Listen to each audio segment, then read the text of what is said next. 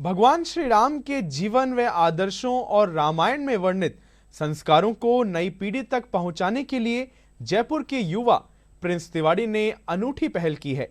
वे माध्यमों से युवाओं और बच्चों को इनके बारे में बता रहे हैं।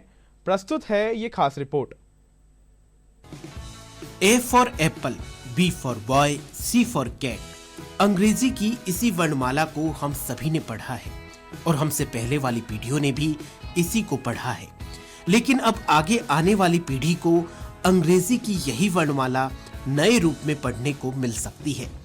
जी हाँ, जयपुर के युवा प्रिंस तिवारी ने रामचरितमानस और रामायण पर शोध कर रामायण पर ही आधारित अंग्रेजी की एक नई वर्णमाला को तैयार किया है, जिसमें A for Ayodhya, B for Bharat, C for Chitrakoot, D for Dashrath इत्यादि हैं। राम जी के जीवन को आधार मानकर के हमने जो विद्यालय बनाया है, इसका उद्देश्य यही है कि भगवान राम के आदर्शों को, रामायण के संस्कारों को अभिनव तरीकों से, नए तरीकों से हम जन जन तक ले जाने की कोशिश कर रहे हैं। और ABCD से लेकर के फिजिक्स, केमिस्ट्री, बायोलॉजी, जो हमारे विद्यालय में जो पूरा पाठ्यक्रम चलता है, वो पूरा पाठ्यक्रम हमने रामायण पर और भगवान राम के आदर्शों पर, राम कथा को आधार बना करके हमने इसको बनाया है। जयपुर के प्रिंस तिवारी ने मार्च 2021 में virtual online school the school of Ram की शुरुआत की। भगवान श्री राम के आदर्शों और रामायण के संस्कारों को अभिनव तरीकों से नई पीढ़ी तक ले जाने की इस पहल से कई लोग जुड़े हुए हैं।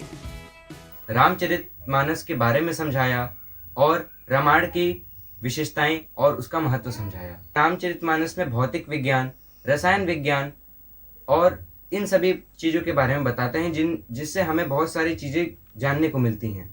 प्रिंस का कहना है कि इसी वर्चुअल स्कूल में रामचरितमानस की चौपाइयों से भौतिक विज्ञान के रहस्यों, नियमों को सुलझाने की कोशिश की जा रही है।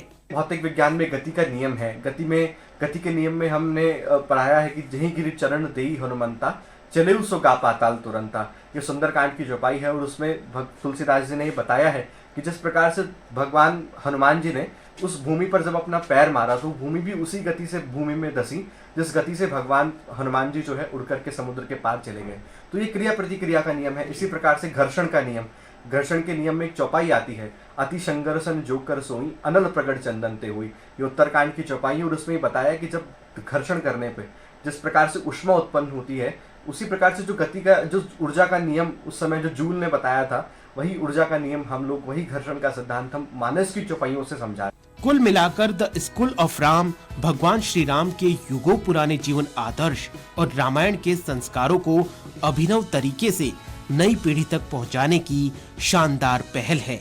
हमारे जीवन का ऐसा कोई आयाम नहीं है जहां भगवान श्री राम प्रेरणा ना देते हो। भारत की ऐसी कोई भावना नहीं है जहां प्रभु श्री राम झलकते नहीं हो। कुल मिलाकर रामायण के संस्कारों को और भगवान श्री राम के युगों पुराने आदर्श को अभिनव तरीके से नई पीढ़ी तक पहुंचाने की बड़ी शानदार पहल है the school of Ram. Camera person Rakesh Kumar के साथ विकास सोनी, दूरदर्शन समाचार, जयपुर।